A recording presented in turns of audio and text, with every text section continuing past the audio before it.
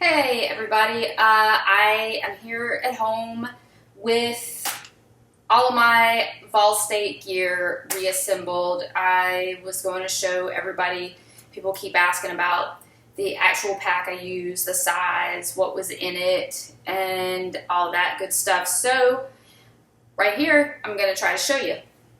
I'll start with the pack itself. It's right here. This is the Osprey Dyna 6.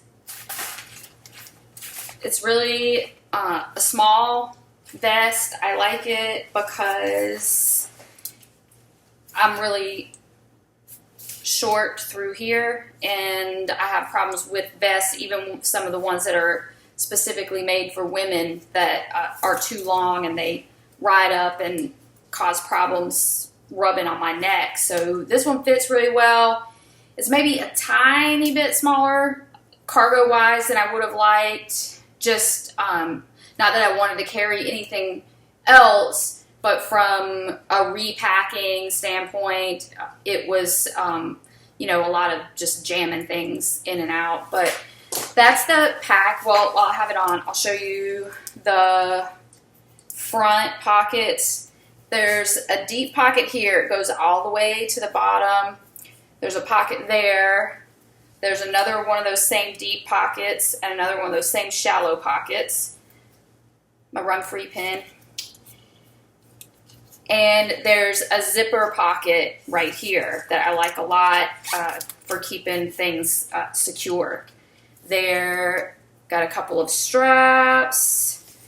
Some things that you can attach things to. Here on the side, it's kind of hard to see, but on both sides where the pack tightens down, there's also a little shallow cargo pocket there. You have the outside cargo pocket that doesn't zip, it just snaps in place. There's a large zipper cargo pocket. Don't ask me what the volume is that it holds. I have no idea. I just know it held what I needed. There's a smaller, shallow zipper cargo pocket right there that has a couple of mesh line pockets. And then, of course, there's the pocket for your bladder. So that is that, and the all-important American flag. That's the bladder that goes in it. I think I might have said a couple times that it was 2 liter. It's actually 1.5 liters. This is the bladder that came with it. I didn't bother to try and put a bigger bladder in it. This did what I needed the whole time, so I have no complaints with that. And honestly, that's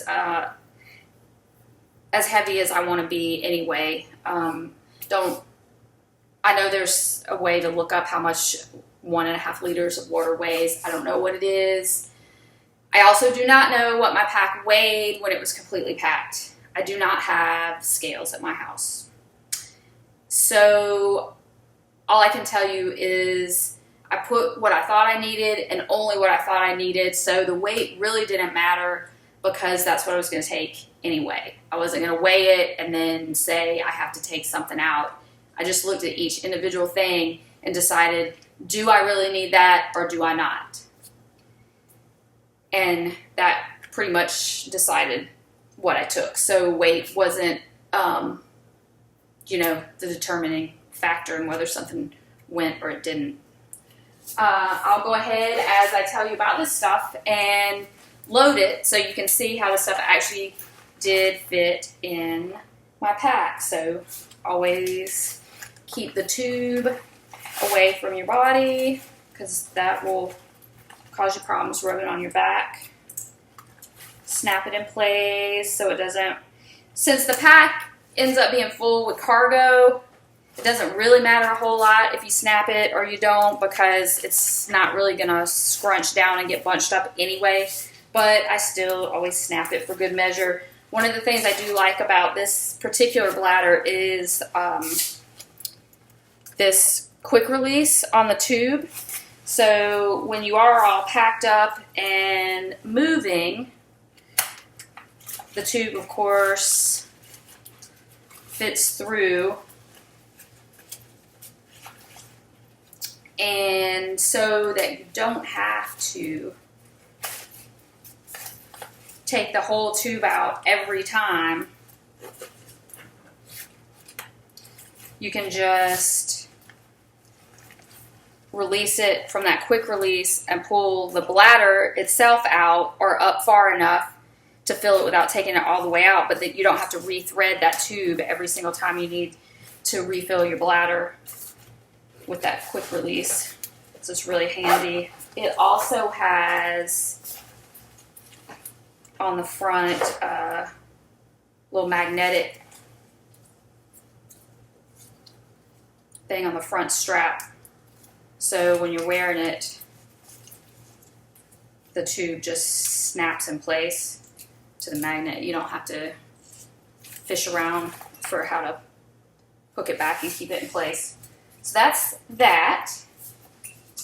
For now, I'll just put that aside. My clothes. This is what I wore on my body, so it wasn't in my pack. I'm not going to go change so you can see it, but I'll show you everything. This is a dress. It's a Nike golf dress. Every year I have worn some kind of dress, at least at the start. At least a couple times the dress that I chose didn't make it all the way to the end. I ended up using something else eventually, but this one worked really well. It's really, really, really thin, lightweight, flat, almost no seams or anything. No elastic really to cut in. Super wicking, cool. Wore it the whole time, had no issues. So that's that. And you know, you can go online, you can look at, you know, every women's athletic wear company has some kind of technical fabric dress, even if it's not labeled for actually running or some sport. Any of the dresses that are made out of technical fabric probably will work. I just love this one because it has no seams or anything to bind or chafe, like can be a huge problem at Ball State. So that was that. I had Lulu sports bra and super thin panties, almost the same exact weight as the dress, actually. Again, the underwear I brought is, depending on where you shop, sometimes it's called, you know, no show or flat seam or no seam, but I have a helper. We don't need your help right now. You don't have to get it from Lulu. You can find some version of it just about anywhere. You know, Target, Victoria's Secret, Dick's Sporting Goods. The prices, you know, run the gamut. It doesn't have to be expensive underwear. It's just something, the point of it is it doesn't have elastic. It's flat nylon. You know, it's not going to cut into you around the waist or around your legs and, again, cause chafing. Plus, the material is super thin, so it's really packable because I brought a couple of extra pair that I kept in a Ziploc bag along with an extra sports bra, a couple extra pairs. See, that's 2 pairs folded up. Super, like, I can. So this is the compression shorts and t-shirt that I kept along with my other clean clothes, always in a Ziploc bag. The compression shorts and t-shirt I brought to have something clean and dry to wear when I was in a hotel room. I would shower and wash out the clothes that I was running in and hang them up to dry, and then put on these while I slept and got all my other stuff done until it was time to head back out and get dressed into my regular clothes again. And I also knew that if I had to ditch the dress for some reason, like I have in the past, the extra compression shorts would do the trick. I could wear them. Last year I ended up doing that. The compression shorts it's what I ended up wearing to the end. So there's that. Everything pretty much stayed in Ziploc bags, not just my dry clothes.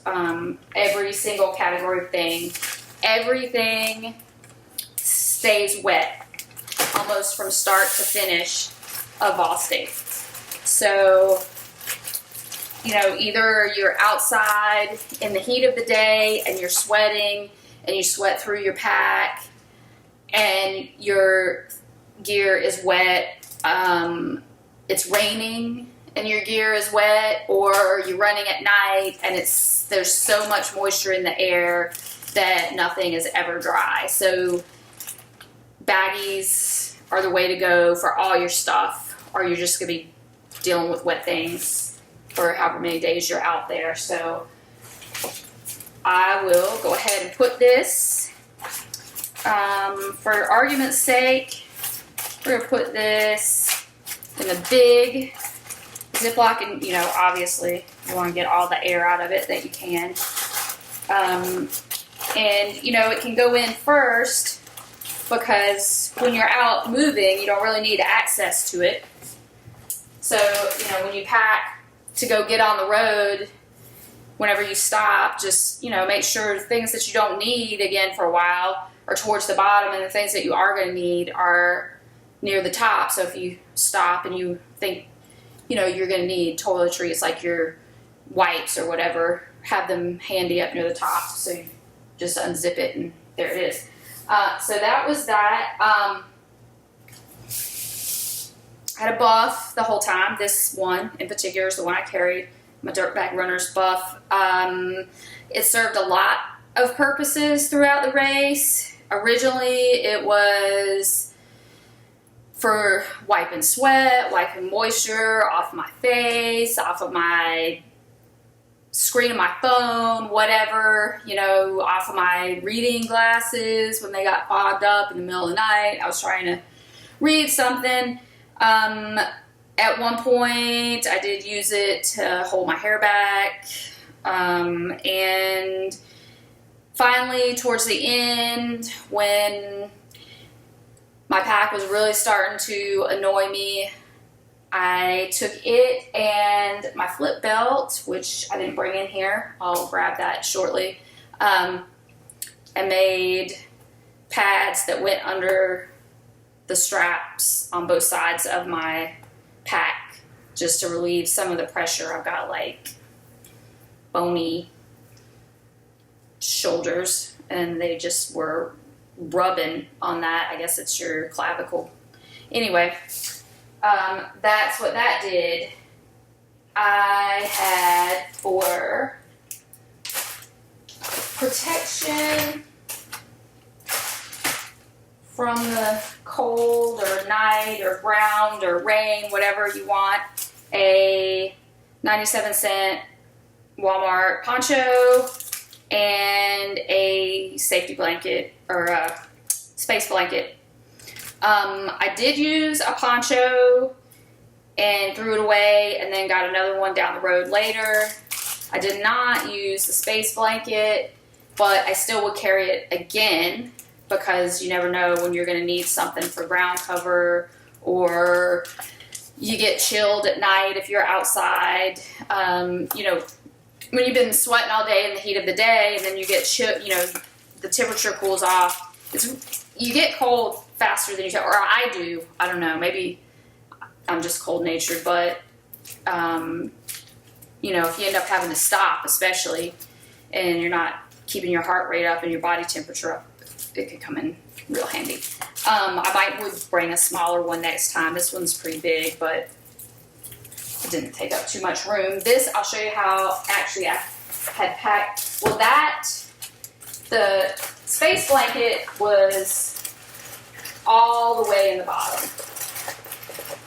Very, very bottom of one of the zipper pockets. The poncho was in the outside pocket in case I needed to get to it in a hurry because rain comes up really quick there. But if you look, this has almost like a flap, that outside pocket that just snaps, has almost like a flap that folds over. So it just went really flat. I just tucked it in there and tucked it underneath that flap. It was like there was nothing there. So it just utilized that little space right there that literally isn't for anything. So that's where that stuff stayed. So this is the tracker that I carried. It is the InReach Explorer. It's part of it's a Garmin company now. I like it a lot because you can use it to communicate. You can receive and send messages if you need to. It does have GPS. You can use it for GPS. I actually have the one of the Vol State files loaded on here, but you would have to pretty well, for me anyway, you would have to have exhausted any other attempts to verify where you were going before you use this. It just is really, to me, it's really tedious to get to, and it's a pretty small screen. You know, if you have to have your cell phone anyway, or I just like paper instructions. I don't want to have to rely on electronics to get me someplace. I like maps and turn sheets and things like that. But I think a lot of people have. So I had that stayed in one of those side pockets. I was showing you those little tiny side pockets, and if you put it in facing out towards the back, sort of, you could actually hook it so that it locked in there. That charges just like a USB charger, like a phone or any other device nowadays. And I let it run all the way down once. It cut off while I was in the hotel room. I heard it beep. I knew it was low. I had actually forgotten my wall port someplace that I had stopped and charged my devices for a few minutes, and so I didn't have a way to charge anything for a little while, and but I got to a room and was able to get it plugged in quickly and charged back up, and it lasted a pretty long time. I think it lasted maybe 3 days, two or 3 days before I ever even plugged it in to add any power back to it. So, it's not too difficult to worry about charging it. So that just brings me to, I had a Ziploc bag of various charging things, an iPhone cord, and that one takes that other end, I don't know what it's called, but, and a double, that is a double, so I could charge when I was in someplace in a hotel room or a restaurant, some place that had outlets that I could use. I could charge two things at once. So I kept that stuff in a little tiny Ziploc bag. Well, I guess it's a sandwich size bag. And I'm not going to take time to zip it all the way up, but just stick it there in the top. So if I'm at a restaurant, a gas station, someplace that has an outlet where I'm going to sit down for a few minutes and I just want to make sure that any electronics I'm using are staying charged, my phone. I don't know if you can see it, but it's black, just like the rest of it, but try to take it off. that case is an extra battery backup. And I did not put my phone completely on airplane mode, but I did try to limit. I turned off all the notifications for anything except for text messages and actual phone calls. So I wasn't getting social media notifications and emails and things like that, that I could check on my own later. Pretty much did not use my phone for anything other than twice a day check-ins, communicating with my family a little bit, maybe once a day. Took some pictures, didn't post them until after the race was over, and every once in a while I would use my phone, the GPS on my phone to check, and verify how far I was from whatever was the next point I was trying to get to. I would just look it up and, drop a pin or something like that to exactly where I was trying to go and see how far it said I was on that particular route. Pretty much that's it. Kept it in more or less most of the race. One of these front pockets.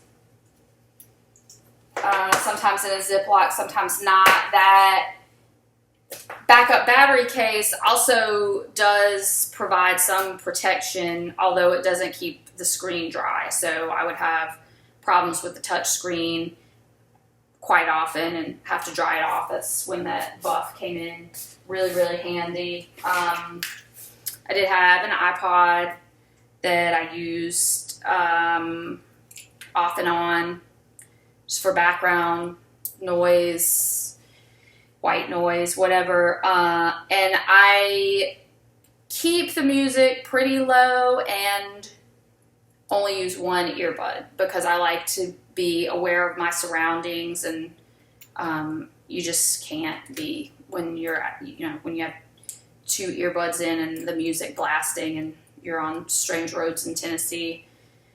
You don't know what's happening around you. So I use one earbud, and I don't do the wireless because the Bluetooth drains your battery faster. First of all, one thing, it's something else to keep charged if you use the wireless headphones or wireless earbuds, but it also drains the battery of your device faster too. So I had my flashlight. It's a Coast brand. I don't know if it has a model number. G10, it says. We sell them at Santee Hardware. Highly recommended. It's really bright for tiny flashlight. I don't use a lot of artificial light source. I try to run by ambient light most of the time. I only use it when it's really necessary, and mostly just for, when I would stop in the dark and have to dig things out of my pack, and, I would need light to see that. That usually stayed in one of the big outside pockets, and the only problem with it is the pockets are so deep and the flashlight's so small that sometimes I would have a hard time fishing it out, or even think that I had lost it because I couldn't find it in there. Lip balm, I can't imagine not having it because my lips still got dry and cracked even using it, but I can't imagine how much worse it would have been if I hadn't used it at all. Also in one of those. And the only food I carried on myself most of the time was something like a Cliff Bar or some trail mix, almond butter packets, the little ones, they're about the same size. So, that's all I would need. That stayed in my zipper pocket until I ate it, and then I would replenish whatever I ate as soon as I got the next opportunity. And while we're talking about food, if I ate it out of the road where there was no trash receptacle, I kept a empty Ziploc bag to take care of my own garbage until there was an appropriate place to dispose of it. That went in whatever spot I felt like shoving it at any given time. I did have one power bank that I carried. Luckily, that kept me from losing my charge on my phone when I lost my wall port charger. I ended up, after I used it the one time, I never charged it back up. And then I mailed some stuff home on the last day, things that I knew I wasn't going to need. And this was one of the things that went in a prepaid envelope. We'll talk more about that in a minute. But yeah, so that was in the shallow pocket. Most of the time down, just towards the very bottom, because my intent was to not use it unless I really needed it. But again, thankful that I had taken it, because I have these 2 bags, toiletries and foot stuff. I'll do a detailed separate video about my foot stuff. I'll show you how I tape my feet, the whole 9 yards. Completely separately, so I'm not going to get into it now, but again, just kept it ziplocked and then rolled up as small as I could so that it took up as little room as possible. And then it's right in there. And toiletries, pretty basic. Travel toothbrush, travel toothpaste, travel wipes, floss. These are allergy eye drops. I didn't need them while I was out there, but it's a really tiny, if you can see by comparison, they're really tiny, and they're really effective. But I do have some allergies, and when I get them, they're really bad and can cause me a lot of problems. So I carried them. I would carry them again. They didn't, take up too much room. The real kicker is the razor that I insist on carrying a razor every year. It's my thing that I like during the race. It makes me feel better. People make fun of me for it, but hey, it is what it is. So I only shaved once this year. I don't know, second or third day, and then I did throw the razor away. I just got a fresh one just to show you that I had it. This is, I don't use lubes like Aquaphor or baby cream or any of that weird stuff too much.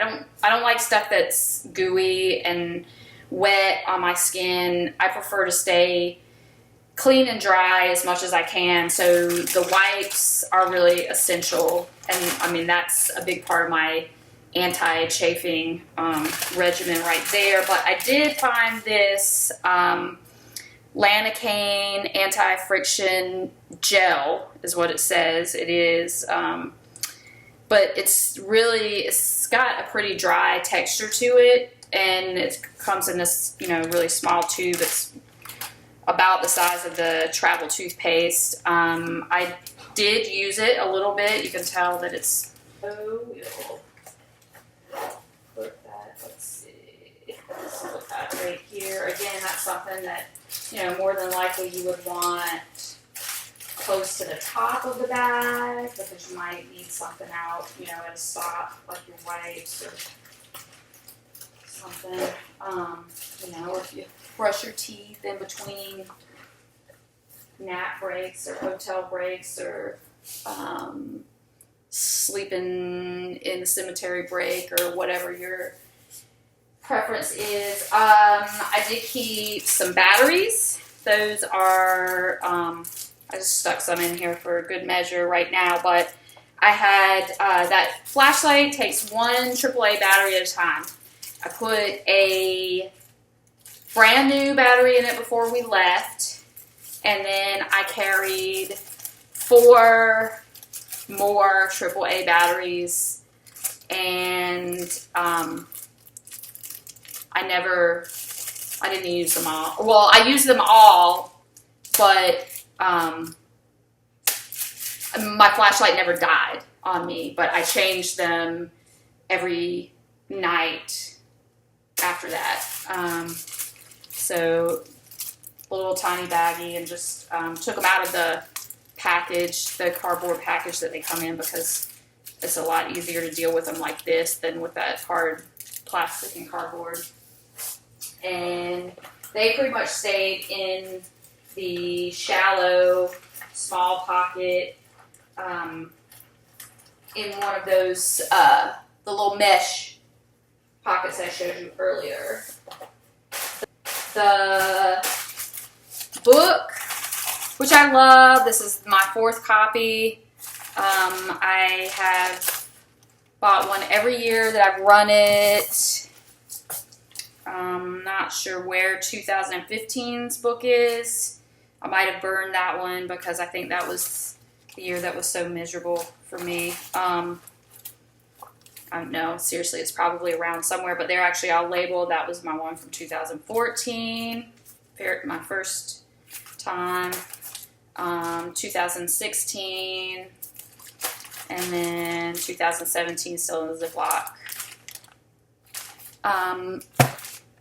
Probably next year I'm going to go to something like just some index cards or laminated printed instructions.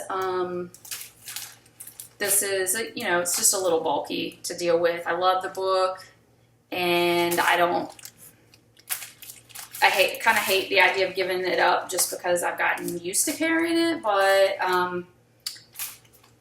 I don't use all of the things that are in it. I only use a few pages out of it, so in reality, probably next year might be time to give it up and go with something that's a little easier to handle. But it stayed in that outside pocket that just snaps down, and stayed in its plastic bag, except for when I took it out for reference.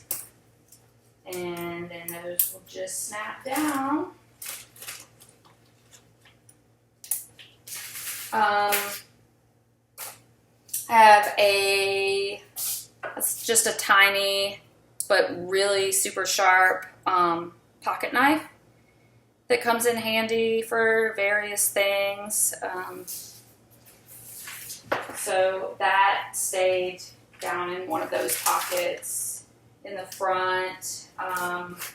My car key, I took just my car key off my key ring, and it stayed in the flip belt, which I'm going to go grab in a second. Money, I had 2 of these stylish high-end wallets that I carried, that I kept in 2 separate places. So if something happened to me and I lost or was otherwise separated from part of my funds, I had a backup. So one had, one credit card and some cash, and the other one had a different card and some cash, or my debit card and some cash. And one was in my flip belt most of the time until it ended up being also a shoulder pad towards the end. And then the other one stayed in that zipper pocket. Just like that, as did my little medicine cabinet. What is in here is just some salt tabs, some ibuprofen, and a couple of allergy pills. Bags, you know, sometimes moisture can get in there if it gets a hole or it's not sealed up properly. So sometimes I kept it in 2 Ziplocs, like inside one of the other bags, but mostly I just try to fold it up so that the plastic was folded around itself. But you know, with especially with the ibuprofens or the allergy pills, if they got moisture to them, they would just start to dissolve. I've had that happen to me before, where I went to pull my packet out to get something, and it was all just you know, gunk. The salt tabs, not quite as bad. They'll start sticking together, but they don't, you know, they'd have to get pretty wet to completely dissolve. So yeah, those stayed in the zipper pocket. So we're almost packed up. The only other thing I had was, this is a little collapsible cup. Probably most people have seen it. Any of these cup-free races and things like that. It came in handy places where there was, say, a cooler of ice or something, and I just wanted, you know, maybe I would put some in my pack, but then I wanted something to carry with me while I kept moving, and I would just get a scoop of ice and use that. And you can, you know, clip that pretty much anywhere with a D-ring. There was another D-ring in there. These, I at one point did also use them to hang my buff and my flip belt to try to get them dried out because they were so damp at one point. You know, just to hang them on the outside of my pack. So, I mean, they're lightweight and don't take up any room. You just snap them on wherever. So, you know, I keep a couple of those little clips on me all the time. Just, you never know when you could use them. So, just stick that on there anywhere for now. And, oh, one thing. So the other thing I did not go over, but it fit in the bottom of my pack until I needed it, and then it pretty much went down to almost nothing. Those of you who know, you know, the story of last year, this had the cremated remains of the Tennessee Drifter. I returned him home to the section where we found him and where he followed us the 35 miles last year. There's a little picture of him that was in there with me. And from just past the post office where he made the turn in Culleoka all the way to Shelbyville, sprinkled him all along there where he loved to be, clearly, and then I just carried his photo for the rest of the race. I'm not going to unpack everything to show you, but it did fit, and it, like I said, it stayed all the way at the bottom until I needed it. I didn't, you know, really have to futz with it too much, but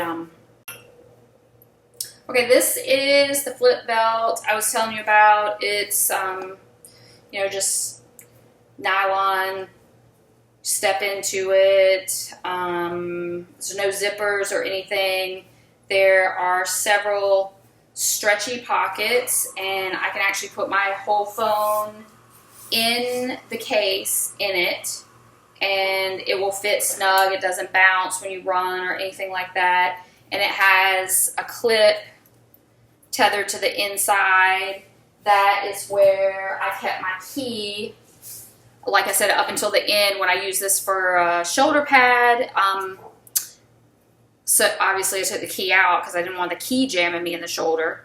I ended up just clipping it to one of those little mesh pouches inside my pack with actually with one of those little D-rings that I had in there with the smaller one. And Again, I had a second little Ziploc bag. Those are the snack size Ziploc bags of with some of my money and ID. And, you know, at times I had my phone either in there or, like I said, inside the front pocket. Obviously, phone's easier to access inside the front pocket, but if I knew I was going to have it put away for a while, I would just stick it in there and not worry about it. And it just, you know, takes some of the weight.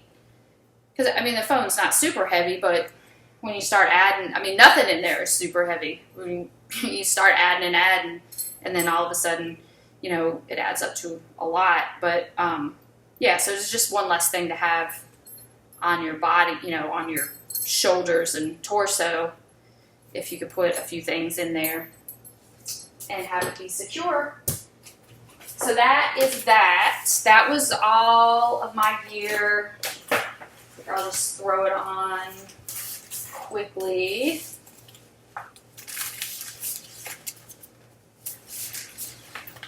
Oh, so yeah, so this, I really, really, really love this pack that I got. The really cool guys at Trail Runner Magazine sent it as part of the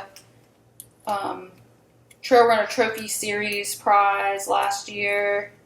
I got a lot of really neat stuff, but this is my absolute favorite thing that I've used the most of anything that they send. It snaps on really easily and unattaches really easily. And then, you know, when you're moving, you have that little doodad there, and everything for me just stays down real tight, and it adjusts really easy when, you know, as you drink the water out of the bladder, and so it gets looser, you know, you just pull that and it tightens down. So that is my pack. It's all in there, ready to go. So besides my pack, the actual pack itself, the most important thing probably was my sandals, and we didn't talk about that yet. These are my Luna sandals. So besides my pack, the actual pack itself, the most important thing probably was my sandals, and we didn't talk about that yet. These are my Luna sandals that I wore this year. I've worn Luna sandals every year, one model or another, different. I think 2 years I wore Monos. Last year I did the Origin Flacos, and this year I did the Oso 2 Flacos. Flaco models are just really thinner versions of whatever. So this is the Oso, which is, you know, really sort of a trail shoe, but it's my favorite one right now. It's really thin and really flexible, and it's pretty durable. I had all confidence that they would make the trip without getting a hole in them. I got a hole in my Monos a couple years ago. A pair of, you know, not brand new ones, and but the Monos, the sole is really softer material, and I was doing more of my running in the daytime, in the heat of the day, on the hot asphalt all day, and I think, you know, that is part of the difference, is that I'm not on the hot asphalt for hours and hours a day, just a little bit in the first part of the day, and then, you know, getting out right before dark usually, or at dark, so that minimized the wear on them. But you can, I don't know if you can tell or not, but the treads are starting to wear right here. They've gotten pretty smooth, and along here you can see, you know, they're pretty lugged for a really thin sole, but if you turn it, you can kind of see how flat it's gotten there at the toe, and then also at the heel from the walking hours is where the heel striking comes in, and you can really tell it more on the more right side dominant. And so with the pitch, some of the sections are really, a really steep pitch, and it causes uneven wear in places like that. But other than that, I think they've held up amazingly well for really thin sandals. And I did wear the tech strap. I probably didn't have to. I used to not be a huge fan, but it just takes away the worry of adjustments. If the heel strap is a little bit loose, you're not, stopping every 15 or 20 minutes to try and get the adjustment just right. So I probably would get another pair of these and wear them again, even though it kind of breaks my heart to wear something that's, obviously lugged for the trail and wear it out on the asphalt, but they really work for me, so I'll probably keep wearing them. So one more piece of equipment, my Garmin wristwatch.